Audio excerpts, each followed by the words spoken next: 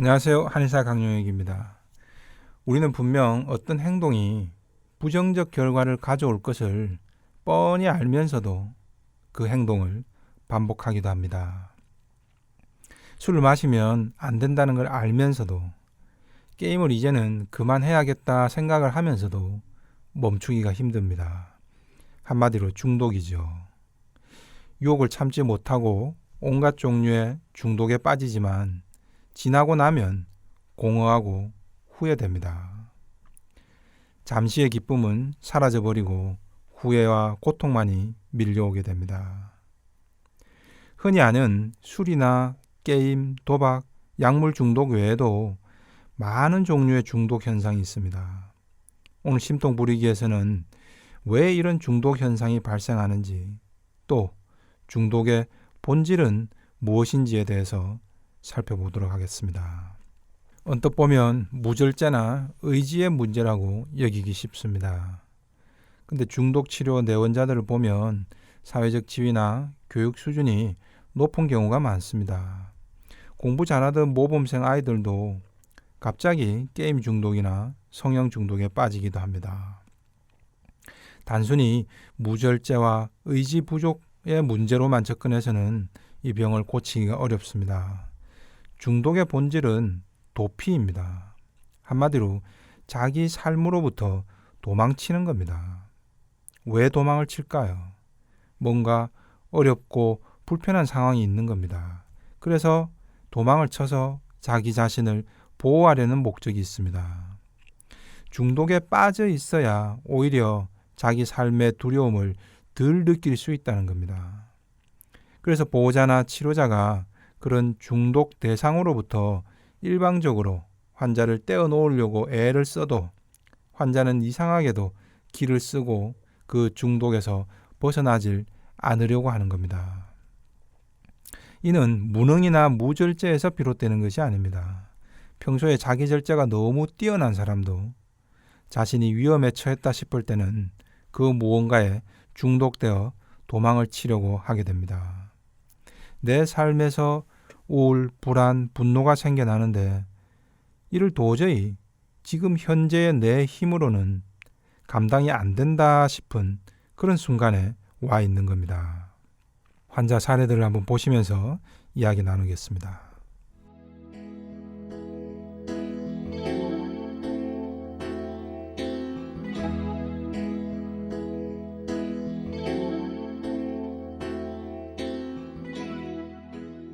알코올 중독과 무기력증 때문에 내원한 대기업 연구원 A씨입니다. 명문대를 나와서 대기업 연구원으로 비교적 안정적인 직장 생활을 잘 해왔습니다.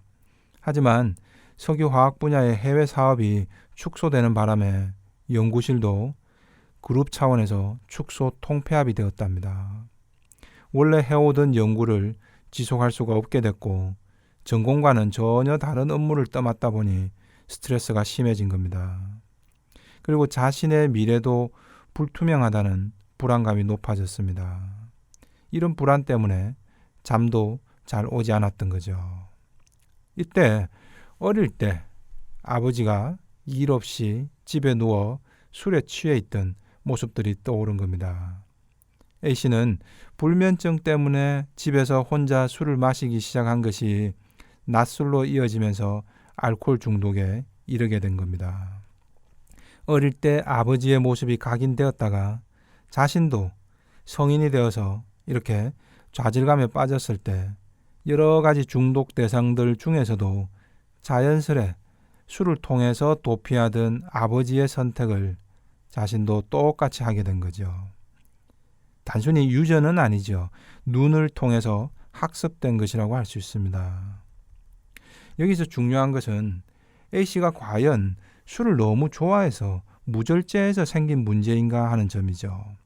보호자들이 아무리 술부터 끊으라고 다그친다고 해결될 문제가 아니었던 겁니다. 부정적인 감정과 생각들에 휩싸일 때 그 고통에서 잠시라도 어떻게든 벗어나 보려는 몸부림이었던 셈입니다. A씨의 중독 문제를 해결하기 위해서는 지금 자신에게는 아무런 희망도 비전도 없다는 자기 결론을 되짚어 봐야 합니다. 다른 대안적 시각과 근거를 동원해서 흔들어야 합니다. 이런 생각들을.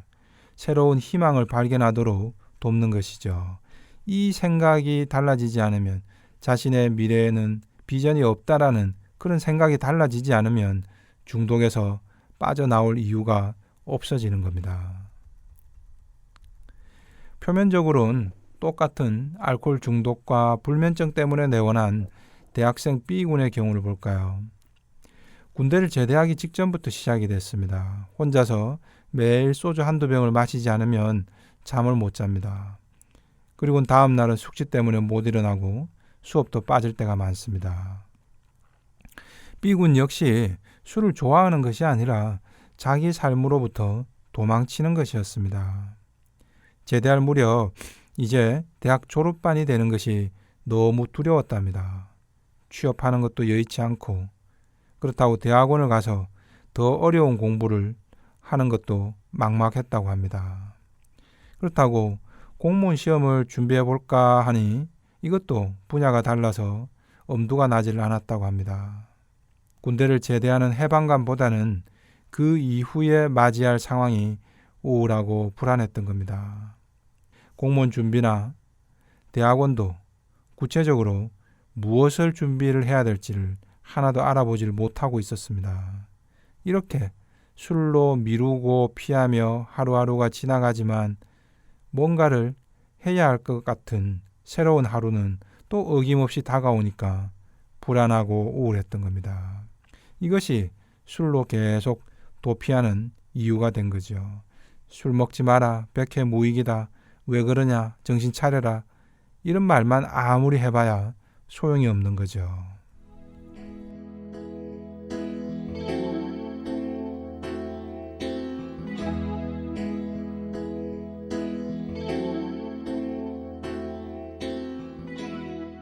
중독 현상 이면을 찬찬히 들여다보면 저마다 다 다른 이유가 있습니다. 개인 사업을 하는 C씨는 술만 마시면 만취가 되고 주변에 주사를 부려서 곤욕을 치른 적이 한두 번이 아니었습니다. 집을 못 찾아가서 파출소에서 잔 적도 있고, 함께 마신 이들에게 일일이 사과를 해야 할 일들도 많았습니다. 주변에 친구들도 많았는데 다 떠나가 버리고 이제 만날 같이 술을 마실 친구들도 없다고 합니다. 근데 C씨 역시도 술을 좋아하는 건 아니었습니다. 술이 몇 잔 들어가고 어느 순간 확 술 마시는 속도를 내는 순간이 있는데, 이때의 감정은 바로 불안입니다. 자신이 술자리의 대화를 주도해야 하고, 그래야 사람들이 나를 주목하고 인정하고 내 존재 가치가 있는 것이라는 자긍심이 유독 강했던 겁니다. 사람들이 나만 좀 바라봐주고 내 말에만 귀 기울여 주지 않으면 이를 나를 무시하고 인정하지 않는다라는 것으로 자기만의 해석을 해왔던 겁니다. 이게 알코올 중독으로까지 이어지게 만들었던 겁니다. 이는 어려서 훈육 과정에서 부모의 과보적인 태도와도 연관이 있었습니다. 이처럼 알코올 중독 하나도 어떤 이는 불안을 잊기 위해서, 어떤 이는 우울감을 달래기 위해서, 어떤 이는 화가 나지만 어딘가 풀 데가 없어서 술에 화풀이를 하는 과정에서 나타나는 겁니다. 또 남편도 자식도 다 떠나갔다는 상실감에 갱년기의 한 주부는 부엌에서 낮술을 마시다가 중독에 이른 경우도 있습니다.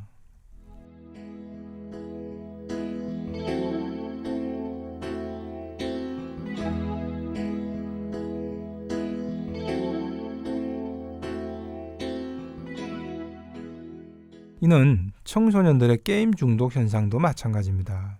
아이들이 게임을 너무 좋아해서라고 착각을 합니다. 어른들은. 하지만 중독이 될 정도로 나타나는 건 무언가 자기 삶으로부터 도피 현상입니다. 그것이 우울이든 불안이든 분노든 말이죠. 성적이나 자기 미래에 대한 좌절감이거나, 또는 부모 자식 간의 소통에 대한 분노가 더 본질적인 원인일 때가 많습니다. 근데 보호자들은 이런 중독 현상을 단순히 환자와 중독 대상 간의 문제로만 바라보려고 합니다. 환자가 의지만 가지면 끊을 수 있는 것을 노력하지 않아서 못 끊고 있다고 계속 화를 내거나 비난만 하기 쉽습니다. 근데 이렇게 해서는 소용이 없습니다. 중독도 못 고치고 보호자와 환자 간의 가족 갈등만 더 깊어집니다. 보호자와 환자가 서로 탓만 하면서 더더욱 중독 대상으로 꽁꽁 숨어버립니다. 그래서 보호자들 먼저 중독의 본질에 대한 이해가 꼭 필요합니다. 알코올 중독이나 일 중독도 마찬가지입니다. 언뜻 보면 아니 술이나 마약도 아니고 운동 열심히 하는데 이게 뭐가 나쁘냐, 그리고 일 열심히 하는데 이것도 병이냐 라고 할 수 있습니다. 근데 이 또한 심각한 중독 현상에서 충분히 나타날 수 있는 일입니다. 40대 중년 남성 D씨는 테니스 중독자입니다. 주 6일 이상을 운동을 하러 나갑니다. 아내는 가게와 집안일을 좀 거들어 달라고 하는데도 운동을 이유로 나가버립니다. 심지어 감기 몸살에 걸려가지고 골골 하는 날에도 테니스채를 짊어지고 나간다고 합니다. D씨의 명분은 간단합니다. 30대 때는 잔병이 많았는데 테니스를 치고 나서부터는 건강해졌고, 테니스를 하루라도 안 치는 날에는 오히려 몸이 아파서 견딜 수가 없다고 말합니다. 언뜻 보면 정말 선수들처럼 운동 그 자체를 너무 좋아하는 것처럼 보입니다. 하지만 뭔가 지나치죠. 그 이면에는 역시 자기 삶으로부터의 도피 심리가 본질입니다. 지루한 가게와 집안에서 벗어나서 또래 동호인들과 어울려 운동하고 술 마시는 게 너무 좋은 겁니다. 지루한 노동과 가사, 그리고 잔소리하는 아내로부터의 도피가 운동 중독으로 이어진 거죠.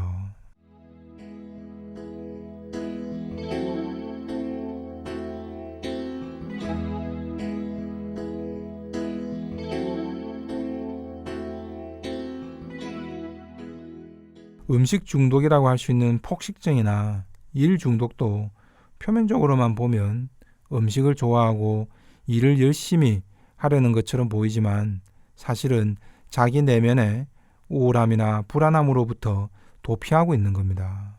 쇼핑 중독, 성형 중독, 어느 하나 예외가 없습니다. 중년 여성 이 씨의 경우에는 쓰레기 수집 중독입니다. 저장 강박이라고도 하죠. 집안에 오래된 물건을 버리지도 못하고 또 집 밖에서 남들이 버린 쓰레기까지도 자꾸 집안에 가져와서 쌓아 놓습니다. 물건을 아끼고 절약하는 모습이 결코 아닙니다. 몇 년 전 남편이 갑자기 산업재해로 사망하면서 충격을 받은 뒤부터입니다. 자신과 두 자녀를 지켜주던 든든한 남편이 갑자기 사라진 겁니다. 이 씨는 쓰레기나 버린 물건들을 보면 마치 처량해진 자신의 모습과 같았다고 합니다. 남들이 남편도 없는 나를 업신여기면 어쩌나 두려웠다고도 합니다. 자신과 동일시된 낡고 헤어진 물건들에 특별한 감정을 느끼고 또 이를 주워오는 행동을 통해서 불안을 달래왔던 겁니다. 그리고 이 또한 자기 삶으로부터의 도피였던 겁니다. 바로 자신에게 남겨진 두 자녀의 양육 부담으로부터 도피하려고 하는 마음이 있었던 겁니다.